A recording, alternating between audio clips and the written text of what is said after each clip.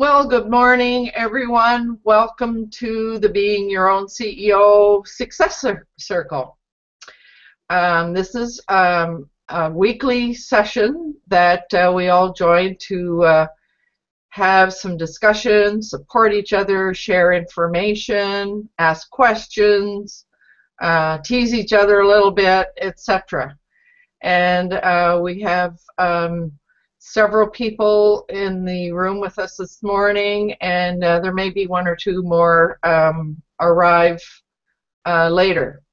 So basically what we like to do as we begin each session is to give everyone an opportunity to introduce themselves and say what they do.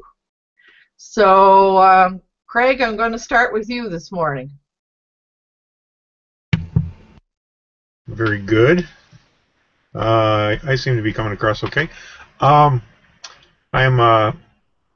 company is Who Marketing. I'm located outside of Rochester, New York, and I promote local businesses online, trying to get them a web presence and help them with their get customers in the door, basically.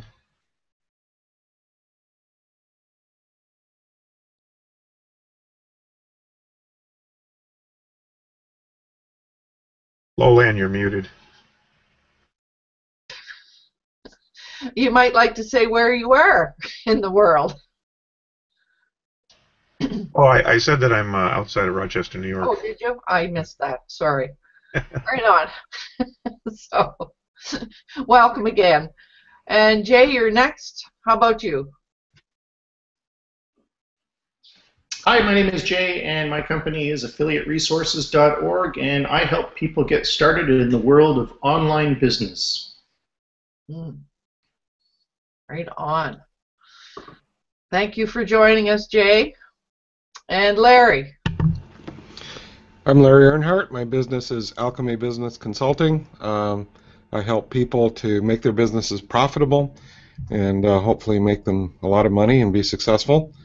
And I also am a speaker, an author. I've been doing audiobooks lately for other people as well, recording them. So I do all kinds of things.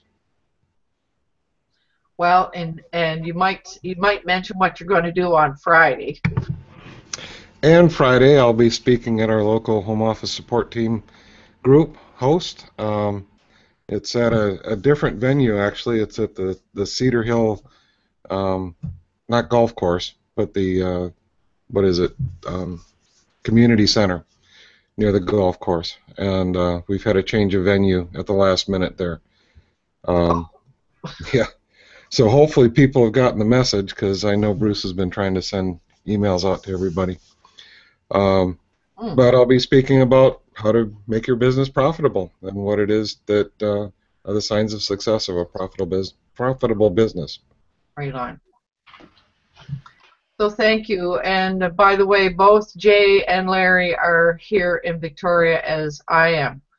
So the next in line is Pat Nickel, and this is Pat's first time with us. So welcome, Pat. It's very nice to have you join us. Would you care to introduce yourself? Sure, I will, Lolan.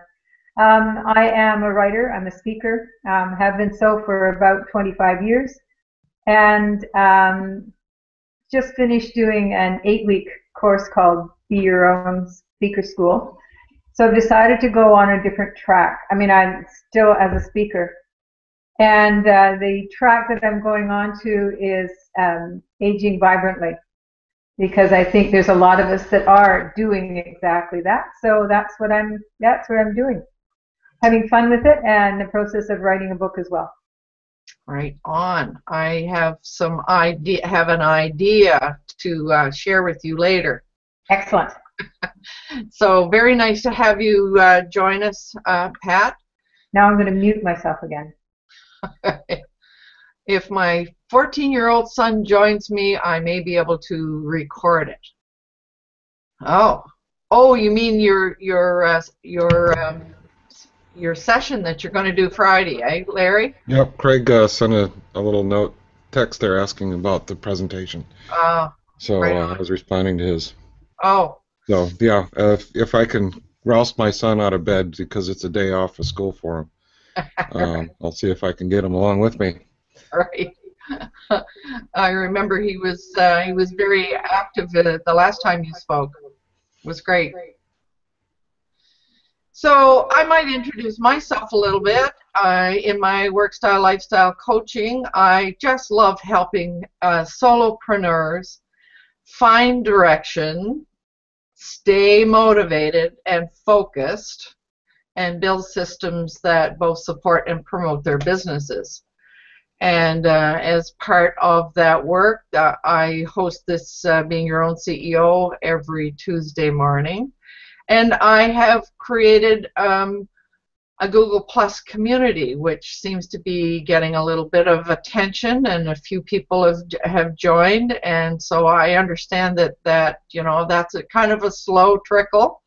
So the slow trickle seems to be happening, which I'm very pleased about. I also give courses that I call Beginners Google for Business, people who would like a little bit of a introduction to the whole thing. And sometime in the future, what I'm working on right now is yesterday I was working on my business as opposed to at my business. I just joined the QuickBooks Online after something like 20 years of doing QuickBooks the other way. So that was an interesting experience. So very nice to have everyone here. Before we launch into a predetermined topic, I wondered if anybody had anything they wanted to raise this morning as an issue or a question. Anything anybody wants to raise? If you do, just stick your hand up. So I'm getting a silence. So the two gals that were with us last time, Cheryl Ann and Ann, both of them had some other commitments that took precedence this morning, and we all understand that billable work takes precedence over playing on a Hangout. So most understandable. Anyway, the conversation last week led us to thinking about what happens when you have more than one business focus, and what do you do about that? Do you try to create a different a separate entity, or do you try to blend it all together, and how does that work, etc.? And so as I was thinking about that this morning, I was thinking to myself, well, as solo entrepreneurs, the question for me, does it really make sense to have more than one focus? So that's what arises for me. So what about others? What do you? I see Jay. I see you nodding there. So do you want to add something to that comment? Yeah. Oh, there's a music quote. Testing one. Oh, there we go. Can you hear me okay? Cool. When I first got started in online business, specifically affiliate marketing, I actually created a persona, a pen name, if you will. And I was living that life as the pen name. So similar to like how Stephen King was once Richard Bachman. And Nathan, can you mute? There we go. At any rate, I was wearing two hats. I was wearing the J hat, and then I was wearing this pen name hat, and I was using that as the public persona. And I actually quickly learned that it wasn't really the route to go, because it didn't, although it worked, it didn't seem very authentic, So then I shifted over into my persona, and then I started to realize that, branding, like how do you want to brand? Do you want to brand yourself, or do you want to brand the business? So I think it depends on the route that you want to go down, and in terms of how you're branding your business. If you're going to brand yourself, then I think it's a lot easier, and you will be wearing many different hats, like the marketer, the writer, the technologist, and et cetera, et cetera. But these are the, I guess you can call them the caveats of running an online business, of being a solopreneur. But I think if you start branding your business and taking yourself out of the picture, then I think it's a little bit easier to take off a few of those hats and delegate tasks to others. Because it's hard to, like, if you're branding yourself, it's hard to hire someone to be your social media manager.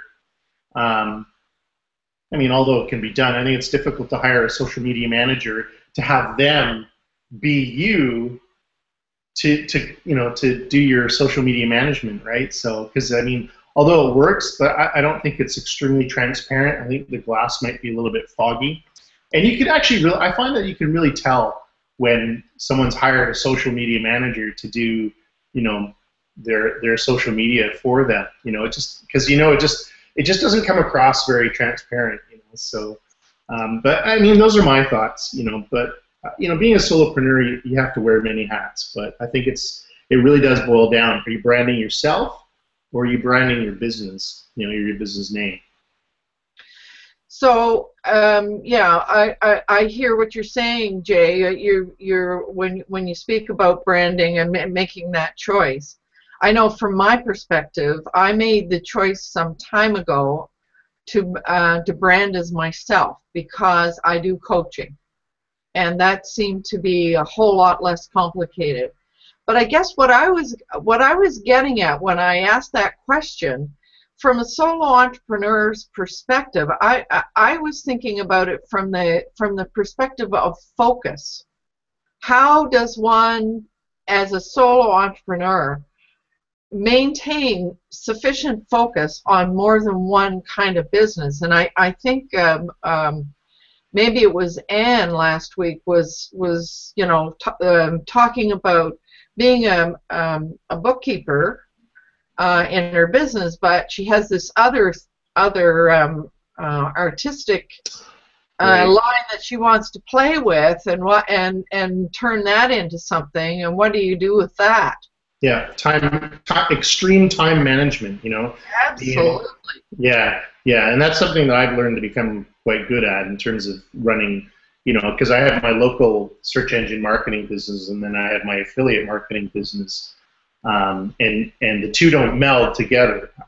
So there's certain hours I delegate for the local SEO business, and then there's certain hours I delegate to the affiliate marketing business, and it works really well. And I think it's really important to stick with your calendar, your agenda, and also I think it's really important to tie it into your daily lifestyle. So, if you live the lifestyle where you have, a family that you need to dedicate your time to, raising that family, then obviously don't push that away to make room for this. Just fit it into your routine, just as you fit in having breakfast into your routine, So it's, just really be really good at organizing your day. And I think calendars work quite well. And I've tried many of those like project management systems, and like I've tried Basecamp, I've tried Trello, I'm trying one right now called Insightly, which is actually pretty cool. But I think for solopreneur, just having a good, just regular old calendar, whether it be a Google Calendar or whatever calendar you want to use, having that and writing things down like on Sunday night to plan your week, I think works quite well. I did a nice little course this week with another local chap named Mike Barty. He calls himself the productivityist, and his little course, it was about 4 hours long, something like that. And he has a very interesting take on how to put that together. But getting back to, and so there are ways to manage your time, And getting back to this sort of branding piece, I was thinking that, well, I was thinking about Google Plus. And I mean, you have a way of, you can brand, you have to be on there as yourself, but then you can have a business focus if you want to. But what I've been noticing, and it gets back to something that you referred to, Jay, is that sort of personal authenticity. Nothing wrong with focusing on who you are in terms of your business, but also nothing wrong with sharing another aspect of yourself. It just adds a bit of depth to who you are, and presenting yourself in a complete and authentic way. So I find myself linking to a lot of people on Google Plus who are interested in enjoy music, because that's another big part of my life is belonging to a choir, etc., etc. Well, I don't really see that detracts from my business persona in any way. So I think I notice that there are lots of people on there who have a business persona and they're still into photography and they do all kinds of other things. Yeah. So I don't see it as being distracting to people to have another aspect of yourself. I think it's great because Google Plus has circles, so you can segregate your personal stuff with your business stuff. And I mean that's what we do with our local business when we're building stuff for our clients within their Google Plus circles, right? We do specific categories like realtors, construction, et cetera, et cetera. And it works out really good because then when you want to communicate your message to a specific circle, you can segregate that so that only that circle is going to see that message. And I think also when you join communities, there are lots of communities on there. I mean, we all have a tendency to join the ones that we think we're going to meet people that would make good prospects. But I like joining some of those other communities just out of sheer interest. So, I don't see a problem with that. But I guess if you were trying to, as Anne was speaking about, trying to create two entirely different businesses. Yeah. I don't know. I mean, it would depend on how much, as you say, how much time you have. Yeah, actually, you bring up a good point because with the affiliate marketing stuff, I teach affiliate marketing to a specific member group inside a website called Wealthy Affiliate, and I get asked all the time, should I create a different persona? Like, so someone starts promoting red Nike shoes, right, as an affiliate, and then they want to start promoting crock pots, So then they start asking, like, because they built that site up, and then they want to try something else, and they always ask me, should I create a different personal profile for the crock pots one, right? And I say, no, don't do that, because people don't care. Like, if you're promoting, through your social circle, if you're talking and engaging within that circle about red Nike shoes, they don't care that you're going to, they don't care if they see a crock pot post within your Google Plus. People are not going to care about that. They really don't. So, and it's like, I've got to drill it through their heads, because they always think that they're going to lose their audience as a result of that, So, yeah, I see it all the time, and it's for me, it's as an instructor, it's very frustrating, because it's like people have this perception that they're going to offend people, It's like, So I don't, you don't need to do that. You just have, stick with yourself. You don't need to segregate anything. Yeah. So, Larry, what about you? I mean, from a real business perspective, how do you relate to this question?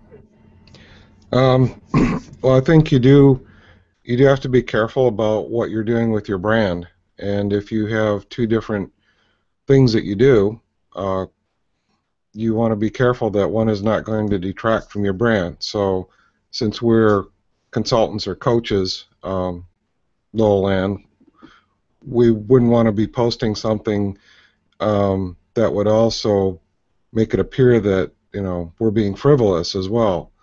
So I think, you know, last week talking about, you know, a hobby that you wanted to create and bring into a business wasn't really quite compatible with her coaching aspect, and you know, to promote both of those as part of the same business would probably not or might not work too well for her, especially for the coaching aspect.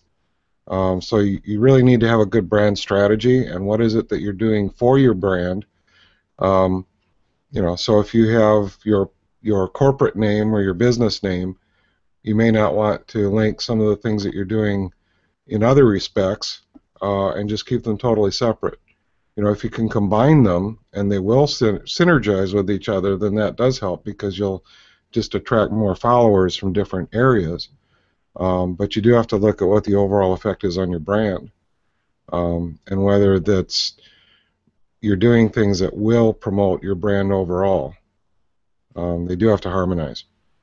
Yeah, I agree with you to a certain point. I think, though, like in Craig's case, to give you an example, he does local marketing, right? But he also does dog training, you know, or rescue, you know, he does rescue with dogs and stuff. And you know, his username in Wealthy Philly is Labman, but he also breeds butterflies, which is kind of cool, right? So people who promote, you know, his brand is Who Marketing, which deals with owls and animals and stuff like that, you know, in terms of that brand. But he also talks about the rescue stuff as well, and also integrates that within his affiliate marketing. And I think it brings people closer together, you know, saying, oh, okay, well, this person is human. He does have a hobby. You know, but I do agree that you need to have a brand strategy. So, you know, if your business is about, if your business is a brand and you're not the brand, it's the business brand, I think you need to be careful about bringing personal hobby stuff into that business brand. But I think it's okay to mention it, saying, oh, you know, hey, I do local search engine marketing, but I also, you know, breed monarch butterflies. Oh, if you want to read more about it, here's an article about what I do. Mm. Well, you know, I mean, that example that we were talking about with Anne, I'm sorry, Anne, if you're watching this, but it was the example that we were all talking about. I guess the issue there as well is that I mean, for her, the audience would be entirely different. And so I mean, then that's part of your branding thing, your branding strategy. But I mean, it wouldn't make sense to try to blend if the two audiences are you know, are totally separate. I don't think, anyway. So I think that's another consideration. Okay. But I know you do coaching, but I also know you're part of a choir, so that doesn't make me kind of go like, ooh, you know. No, absolutely. And I've seen, you know, I think there's a website you once shared many moons ago about the choir, you know. So you integrated the two, but that wasn't a big deal, right? It just shows you that you do other things, you know, as well. So, you know, I somehow I saw on Larry's Google Plus feed his video, his speech about, I think it was his son's bar mitzvah. Yep. Okay, so again, there's no integration between your business and that, but I happen to see it. Mm-hmm. You know, it doesn't make me judge you or kind of think differently of you because you have something of a personal nature within your feed. Yeah. But go ahead, Larry. Yeah. Well, and normally I try not to mix personal and business in the same location, because I think you do want to be careful about that, and it's not about offending people. It's about making sure that you're keeping everything pointed and aligned in the same direction, and that you're not bringing extraneous things that are not really moving your brand forward. So this, this was something that meant something to me, and I just wanted people to see it. But also, it's at a risk of people seeing it and saying, well, what does this have to do with him being a coach? I'm not sure I get this. So, it's good to personalize, and so people see you as a human being. But also, you do have to look at, are there consequences to me putting things on that I think are cool? Because your interests are not always aligned with other people's, and it's not necessarily going to bring people into your fold and want to do business with you. And On that's the other hand, it might be just enough to convince them to join in your fold. Sure. And it can, yep. It can. But isn't social media, the whole premise of social media is to bring people together to a common interest? Yeah. And then having kind of water cooler talk? Or is it to promote your brand? Well, that was where I was going to go. I see a kind of a bit of a difference. So if I had two things that I was wanted, two different businesses that had two different audiences, etc., I think I would keep them separate from the point of view of my website and even maybe the way I blog or whatever. But I think when it comes to social networking or social media, that's where where it's a good thing to kind of blend those two things, because it's because the social media thing is more about creating relationships and engagement. So I think there's a slight difference between the real solid business stuff that you do with your website and maybe your blog, but sort of blending things a little bit more from a social media perspective. I've tried to segment them. Do you? I have a brand that's specifically for my business. Mm-hmm. I have a brand that's promoting my local area. Mm-hmm. And I have Google pages set up for those. So I'll promote relevant topics inside each of those areas. When I'm talking about my business, which I'm trying to help people build their websites and that kind of thing, I focus on what's good for the local businesses to build their websites and to advance online. With my directory site, I'm all about sharing stuff that's happening in the local area. So I focus on, I'm trying to combine the two. I'm helping the people with their websites, but I'm also helping promote the local area. So I don't think that they're mutually exclusive, but then I try and keep them segmented so that each one has their relevant parts. I also have another website where I teach WordPress to people.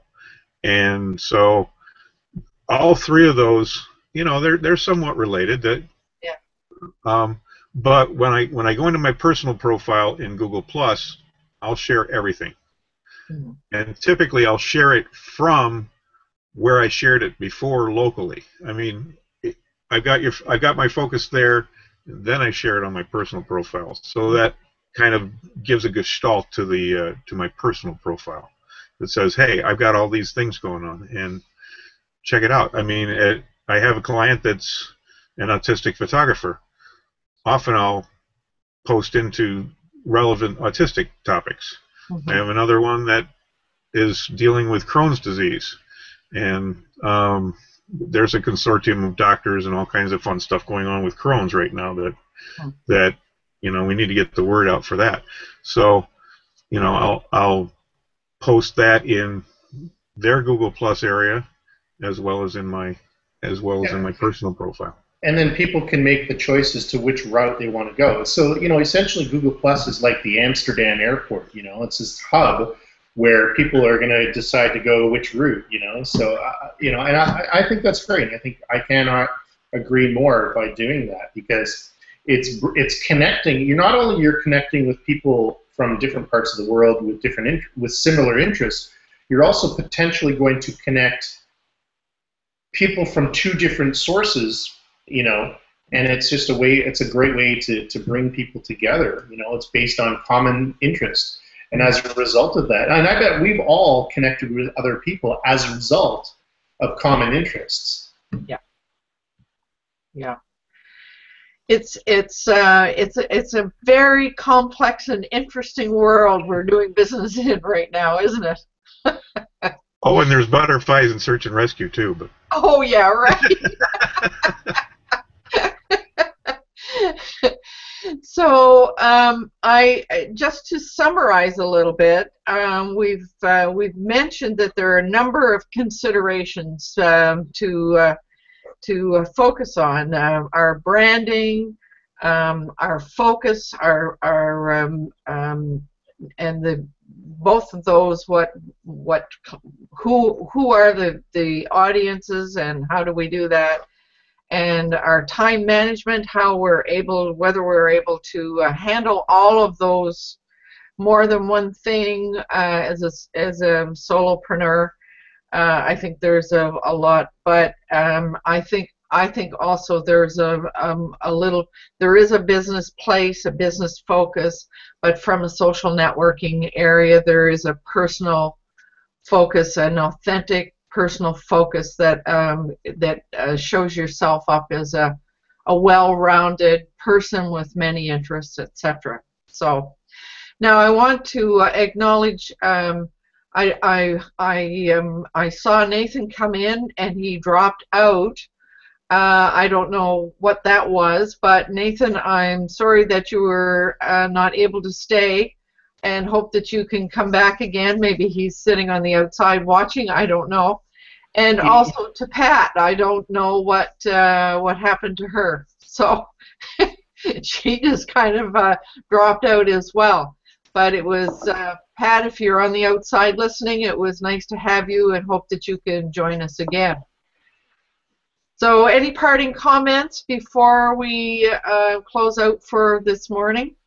I just think today was a great discussion on you know, the diversity of brand, and you know, I am of the opinion that I think it's okay to a certain point, you know, mix business with a little bit of pleasure, because it shows that you're human, and I actually think it's going to improve your brand. You know, depending on, you know, obviously if your brand is an entity versus you, then it's a little bit of a different story. So I think it depends on which route you go down. So, yeah, but I think it was a great discussion. I love it when, you know, like people wanting to grab the conch to say something, you know, so I think it's great. I love it too. So, Larry and Craig, any parting comments?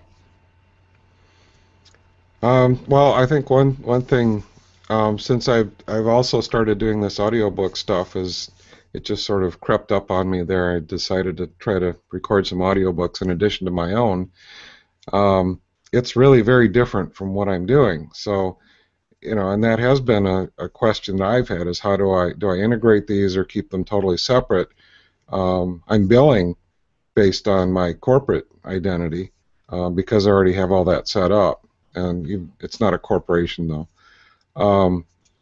But you know, but in doing that, then I'm also being very careful about the kind of books that I'm doing too, because there's a wide variety of books. But you know, the ones that I've recorded aren't just business books, but I've also kept in mind what books I'm bidding on to try to record too, so that, you know, when somebody looks at the list of things I've recorded, they're not seeing stuff that's really a little bit away from my persona of being a consultant and a coach. Larry, I'd love you don't want to do anything that's racy. I'd love to see Larry do "Go the F to Sleep" that Samuel L. Jackson has done.